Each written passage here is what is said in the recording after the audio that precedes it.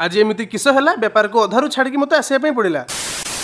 तो नमस्कार समस्त को मु स्वाभी नीलगिरी आमर गोटे होटेलटे अच्छी सकाळु पाखरु देह मोर मुटे भी भल लगुन कि करी किस दुकान तो आसते पड़ो तो मुझे लेट रे आज दुकान आसतीनी आसते ना 3टा माछ मिल पार्सल ऑर्डर आसी तो ताकू करके दे दी आउ थे बसवाई चाउल मुटे भी नाला से मानतार चाउल नहीं आसला और सेकेंड भात को बसई गोराख मैंने आसुले और खाई भी जाऊे किंतु बेपार मोर मुटे भी मन थिलानी माने एमती की मटन खाऊा लोक नहीं चिकेन झोल और चिकेन खाऊा लोक नहीं मटन झोल सुधा मुझे मझे गोटे एमती टाइम आसला जड़े गोराख मत पियाज मागी आ दवाई मु पूरा भूली से लास्ट रे कहीकि भी गले जे होटेल मत पियाज खंडे दे पारे मो जीवन चल जीव से होटेल को मुझे आसमिनी सेठू मो निज मन को बुझेनी गोराख हेले ईश्वर सी पैसा देकी खाऊंती सी कहीं बुझीदे जी कହାର देह खराब अच्छी कि भल अच्छी सर्विस दवा आम कर्तव्य आउ जमी भूल रिपीट न हो से अधारू मु घर को पलि आसतीनी आज एतिकी। जय जगन्नाथ।